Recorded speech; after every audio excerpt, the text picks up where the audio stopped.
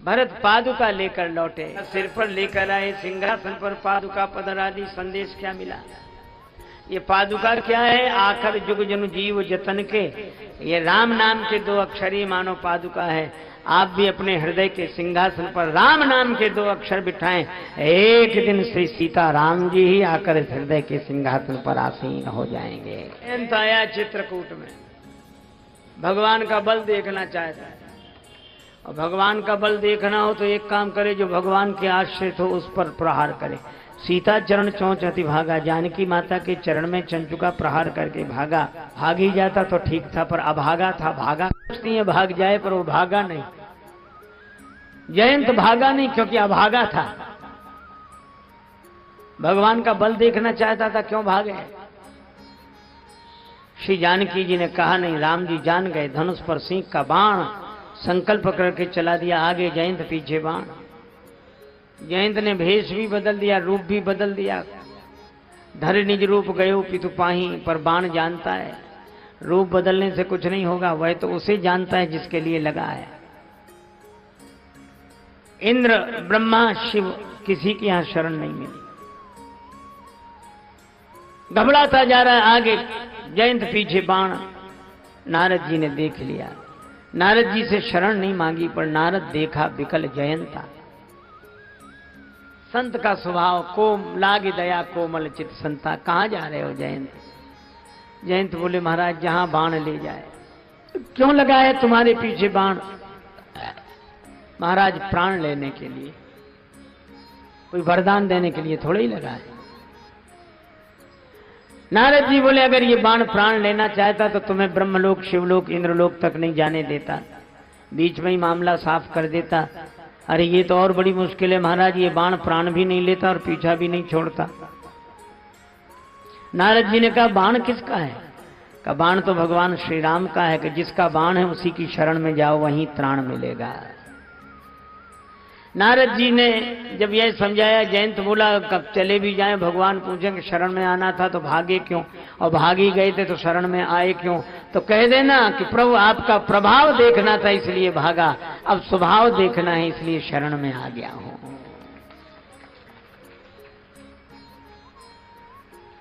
और जयंत को भगवान ने क्षमा कर दिया। प्रभु छाणु करी छोह, को कृपालु रघुवीर सम।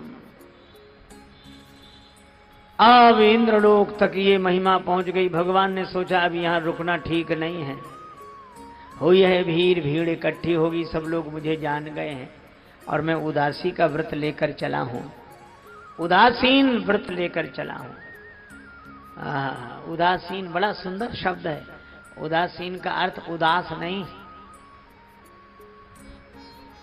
है, जो शत्रु मित्र सुख दुख अनुकूल प्रतिकूल सबसे उदासीन हो, न किसी की अपेक्षा न किसी की उपेक्षा।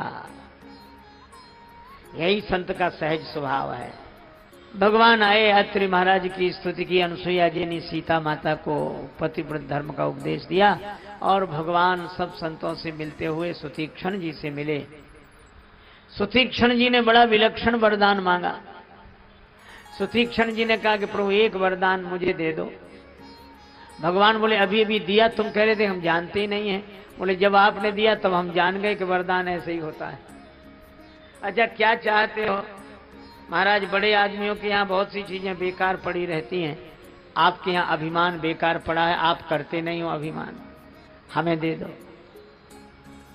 हमें दे दो।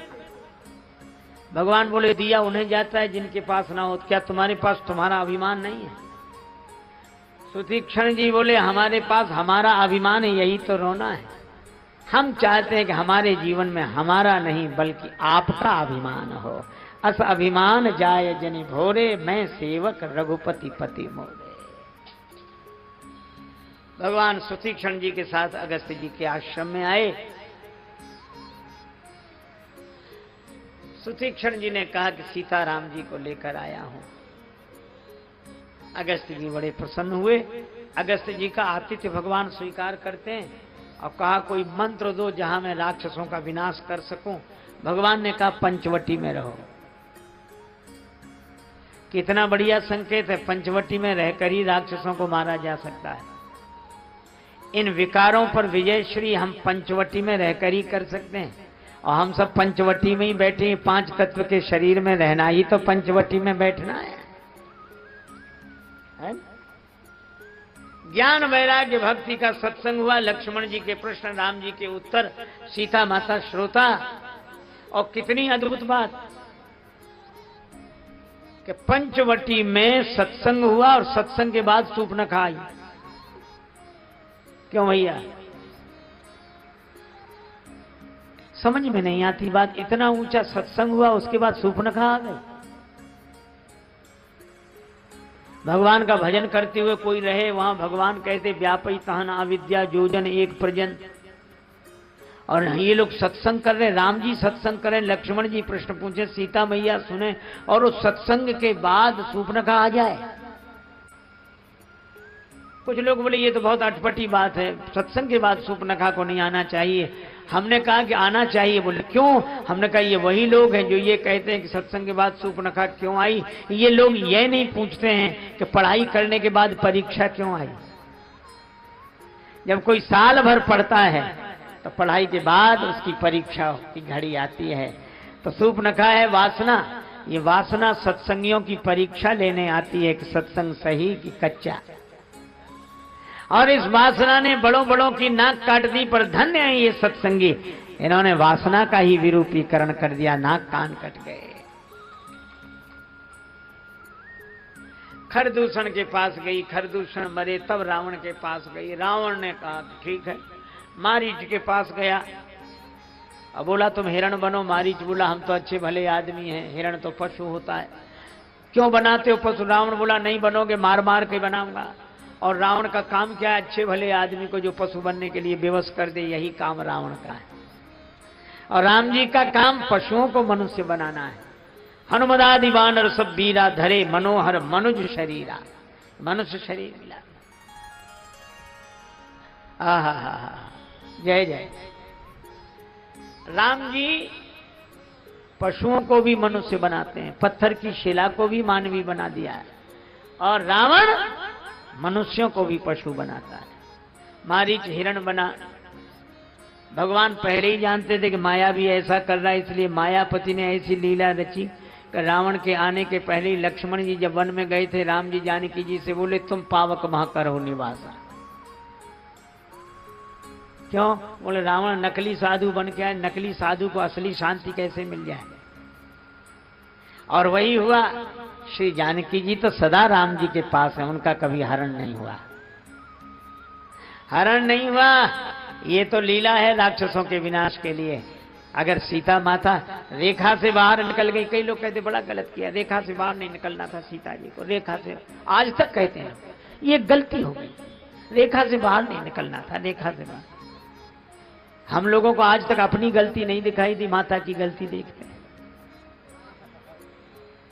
और मैं कहता हूं कि सीता माता ने बिल्कुल ठीक किया। रावण साधु के वेश में भिक्षा मांग रहा है